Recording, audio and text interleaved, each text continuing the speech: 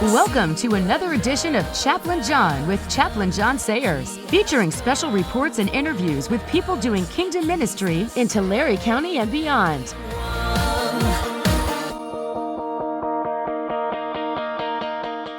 And now, here's Chaplain John. Hey, this is Chaplain John, and I've got a theme for today, and I'll introduce these good-looking men, one with hair, one not so much hair. I'm going to introduce them in a minute, but our theme today, our theme is being hope in a storm. I want you to hang on to that, hope in a storm. Now, if you're watching this on YouTube and you'd like to see other YouTubes I've done, my gosh, you can go back 13 years. Wow, wouldn't that be exciting? What you do is go to youtube.com/ and then it's user, USER, / again, J and G Sayers. That will get you right to our YouTube, and you can see all the YouTubes I've been doing. I do a thought for the day even. For the podcast, if you're hearing this on your podcast, or if any of you would like to check out my podcast, and a lot of times like this one, the YouTube and the podcast is going to be the same thing. But there you go to chaplainchat.podomatic.com. That's chaplainchat.podomatic, a Podomatic spelled PODOMATIC.com. And that's how you get to the podcast. Well, I want to introduce you these guys real quick, and I'm really jazzed to have them. And we're all wearing polo shirts. Dean, I was surprised. I thought you were going to wear a tie, but very good, very good. I was really impressed because Boris, when we were talking, said, well, how do we dress? And I thought that was pretty, Boris, I was very impressed that you asked that. And I said, well, I normally wear a polo shirt, so we're all wearing our polo shirts, and that's good. Dean is the founder of John Adams Academy. And that's a charter school for, I guess, K through high school? Isn't that right, Dean? Yeah. K through 12. K through 12, thank you. And there's 3 of them in California, 3 charter schools. There's a new charter school going up in Coeur d'Alene, Idaho. And that's really exciting. But Dean has also written this book. And boy, this is a great book. And he gave it to me, and I even got it autographed by Dean. Whoa! And it's called John Adams Academy: Leading a Revolution in Education. Very good book, Dean. We're gonna do a podcast on this because it's a great book, and also shares a lot who you are and what the school's about. That's neat. Now, Boris, you were a student at John Adams Academy about 5 years ago. Except we don't call them students, we call them scholars. Scholars. Okay, you got to keep correcting me on that. You still are a scholar, but you were a scholar 5 years ago at John Adams Academy, correct? That's correct. And when Dean and I were talking about this, I would have been I'm sorry, what? The dress code. Oh, okay. I said I would have worn a tie, but I don't think that would have been in line with the JA dress code. I couldn't find my uniform, but I tried to get as close as I could. You look good. You look good. And it's interesting because Dean or Mr. Foreman really thought of you that would be great to have on this interview. Now I have to tell you something interesting. Boris, by the way, say your last name. I'll butcher it. Sure, Kazenko. Yeah. I usually go by Boris. So okay, all right. Now, Boris, when I heard your name was Boris, do you know who instantly I thought of? And maybe you're not old enough to know that. Do you ever get this kidding? Well, I would think Boris Johnson or Boris Yeltsin. But neither one of those. Really? Dean, do you know who I'm talking about? I do. Who? Well, I would have said Boris Yeltsin. Oh. Well, I would have said Boris Karloff. Okay. He was the original Frankenstein, and you look a lot better than he did. But it's interesting that I know when we talked before, you address Dean as Mr. Foreman. And I got to tell you, that's really a sign of respect. I really appreciate that. I have a great mentor in my life who's with the Lord now, and his name is Mr. Lewis. And there was a time when he said, because at this church I grew up in, they all call me Johnny. He started calling me John. I was a pastor and all this stuff. And he said, John, you can call me Bill. And I tried to, but I could not. I said, I am sorry. I need you as a Mr. Lewis in my life, not a Bill in my life. And so that's a great sign of respect. Okay, this is what we're going to do. I've never done this before. I'm actually going to here's the mic. Here's the mic. I'm going to pass that on to Dean, and Dean is going to take over the interview. And I might still say amen, or I might go, wow, Boris, what do you mean by that? I don't know. But Dean, the mic is yours. Thank you. It's a pleasure to be with you. I'm pleased that I could have Boris with me today. Boris and I met when he was in the 4th grade in Mrs. Brown's class at John Adams Academy. And do you remember the theme of that class, Boris? The theme of that class, I remember we learned a lot of blazing new trail and going across the country, Yes. which for me was true because we had moved across the country twice, my family. So I got very connected to my 4th grade class. Yeah. So they were the pioneers of blazing trails, and it was gold country here. So we're always blazing trails. And, you know, one of the things that's happened in the last year and a half is we've come across something that no one suspected, and that's COVID. And it's caused a lot of storms amidst and adversity amidst all the other things that we're dealing with. And so one of the things that stood out, and the reason I want to talk to Boris today, is because when I went in his 4th grade class, here's a 4th grader that told me that someday he was going to be president of the United States. And I actually took him at his word. And so I gave him a few books at the time, and he consumed those and read them. And I just thoroughly enjoyed working with him. But then, unfortunately, about a little over 5 years ago, he moved away. His family moved back east. But let me tell you, he did not forget the principles and the core values that he had at John Adams. Maybe you could take a minute, Boris, and share one of the core values or one or two that maybe stood out to you and how they helped you get your direction again when you went back east. Sure. I'd say when I was blazing my own trail, going back east again, it was I went to a public school, and it was a very different environment from what you could expect at John Adams Academy. I think the 2 biggest things that were lacking were probably an appreciation of our national heritage, force core value, and then the 8th one, abundance mentality. I don't know if they changed, but I remember that was the 8th or 9th one when I was there. There was no one standing up. I'm sorry, Boris. What was the abundance last one? mentality? What is that?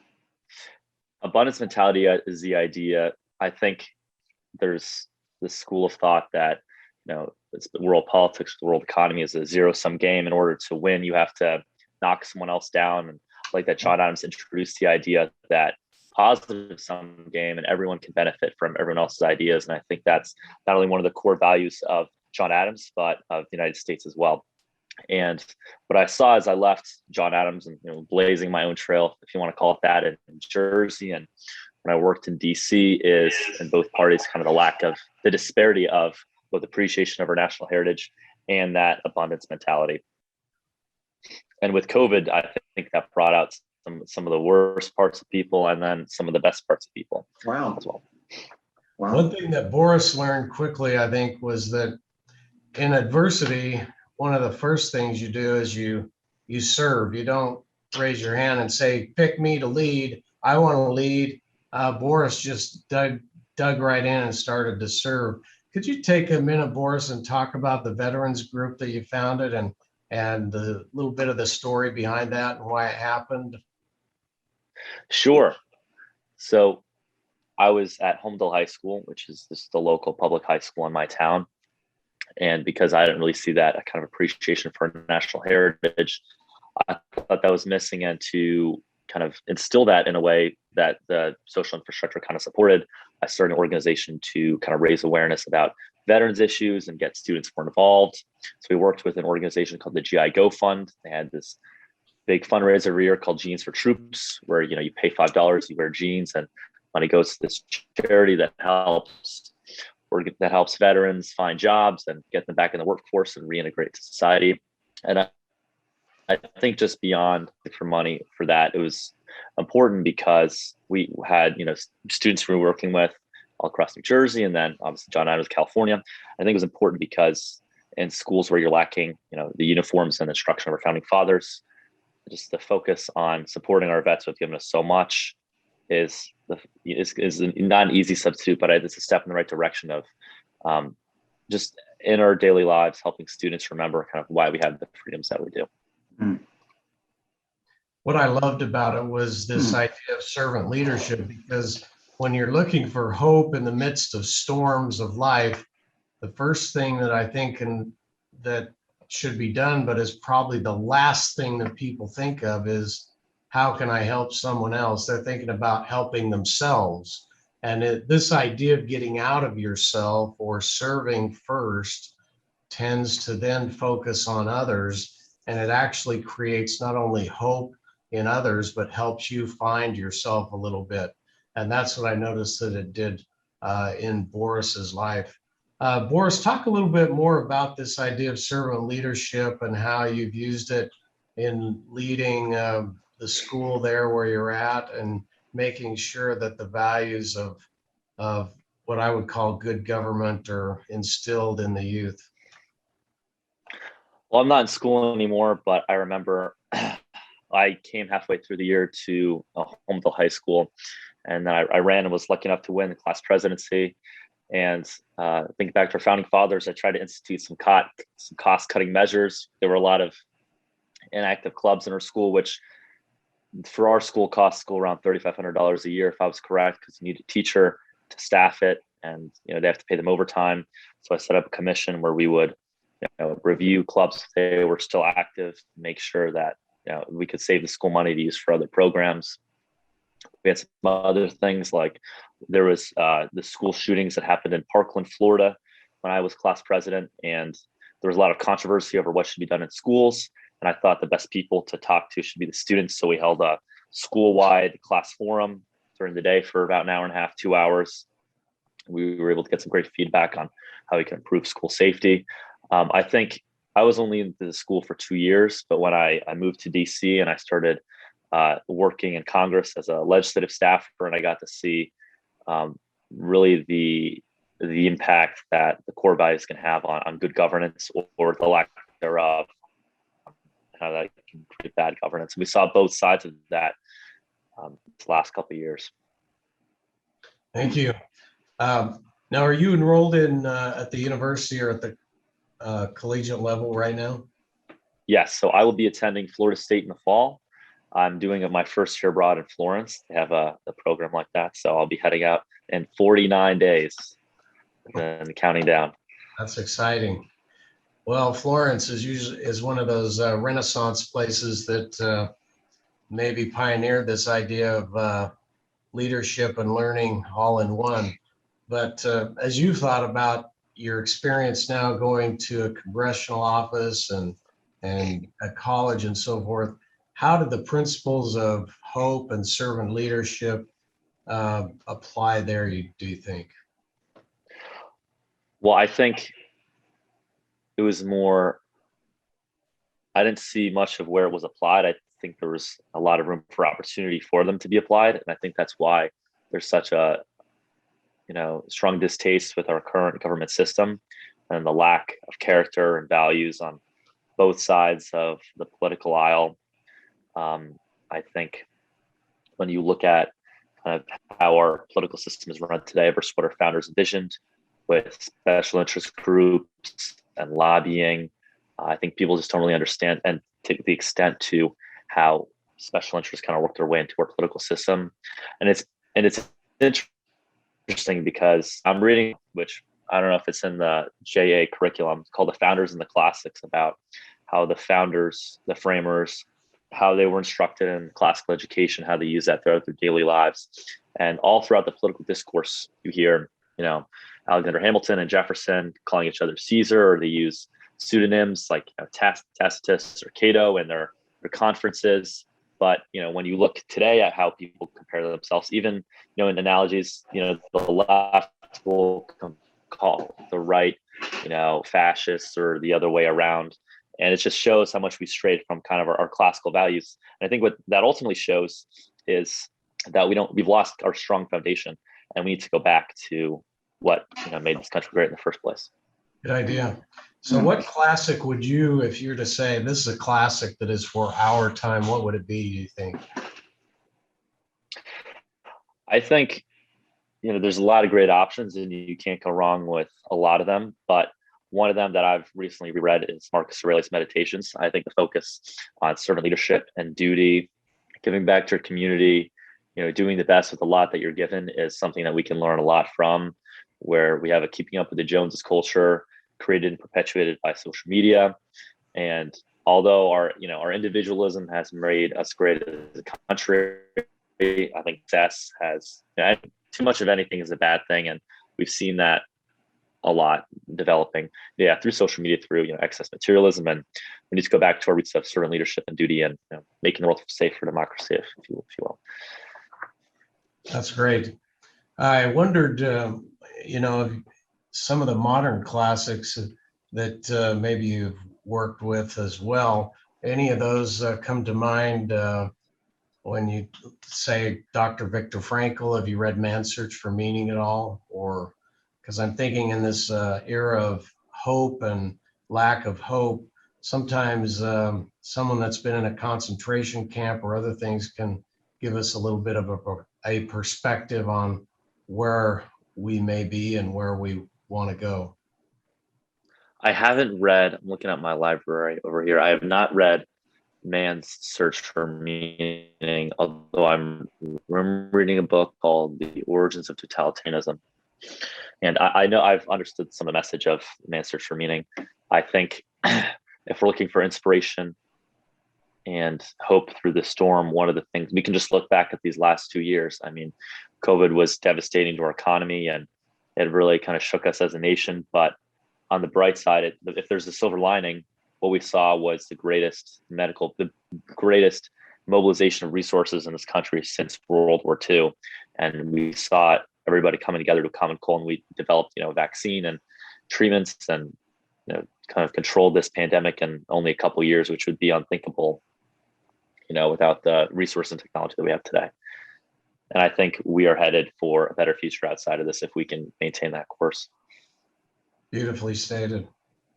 Well, thank you for this interview today and sharing with us your perspective. As you go forward, what advice would you give the listeners as it pertains to hope in the storm and education, or as you look to the future, where do you think America should go? Well, I think, we want to look forward about where we're going, but I think it's also important to look backward.